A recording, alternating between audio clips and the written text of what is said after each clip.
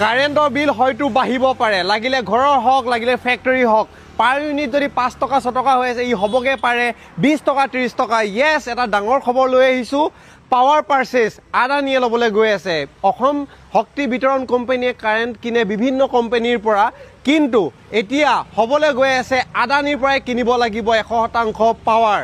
তেতিয়া একচিত্ৰ ৰজা হৈ পৰিব তেতিয়া আদানী। আৰু তেখেতলোকে যদি 20 টকাত কাৰেণ্ট বিকে, তেতিয়াহ'লে APDCL-এ আপোনালোকক বিকিবলগীয়া হ'ব পাৰে 30 টকা বা 40 টকা প্ৰতি ইউনিটত। গতিকে এই ভিডিঅ'টো মই কেতিয়াও ভবা নাছিলোঁ APDCL-ৰ সাপেক্ষে ভিডিঅ' বনাম বুলি, কিন্তু APDCL নহয়, মই অসমৰ বাবে বনাবলৈ গৈছোঁ, কাৰণ অসমৰ এটা সম্পদ হৈছে APDCL বা ACB।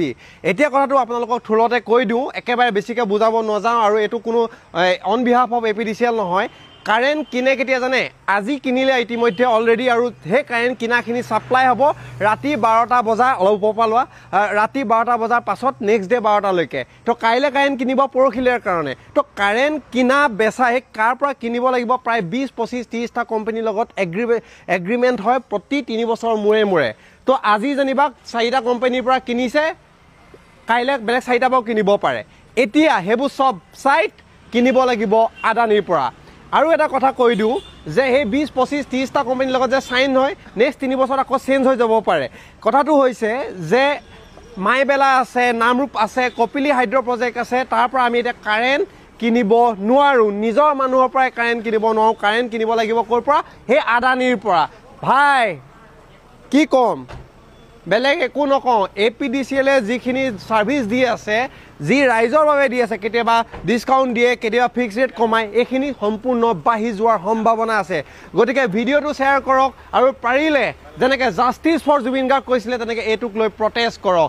চাওক, APDCL নিজৰ সম্পদ। কাইলৈ পৰহিলৈ হয়তো চাকৰি নোলাব পাৰে, মানুহবোৰ থকাবোৰ ৰিটায়াৰ হৈ যাব পাৰে, মানুহ কমি গৈ থাকিব পাৰে, হয়তো আপোনালোকৰ ঘৰৰ মানুহে চাকৰি নাপাব পাৰে বিদ্যুৎ বিভাগত।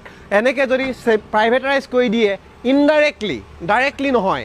APDCL এটা গভৰ্ণমেণ্ট কোম্পানী, প্ৰাইভেট কোম্পানী নহয়। প্ৰাইভেট কোম্পানীত কোনোবা এজন প্ৰাইভেট মানুহ মালিক থাকে, গভৰ্ণমেণ্ট কোম্পানীত কোনোবা এজন IAS বিষয়া অধীনত কামটো চলে। কিন্তু ইনডাইৰেক্টলি বিক্ৰী কৰি দিয়ে নিচিনা হ'ব আদানীক, কাৰণ আমি তেখেতলোকৰ পৰাই কিনিম আৰু আমি আপোনালোকক বেচিম। তেওঁলোকে যদি 50 টকা প্ৰতি ইউনিটত বিকিছে, তেতিয়াহ'লে আমি 60 টকা প্ৰতি ইউনিটত বিকিব লাগিব। গতিকে এই এটা দুৰ্যোগ হ'বলগীয়া গৈ আছে বুলি মই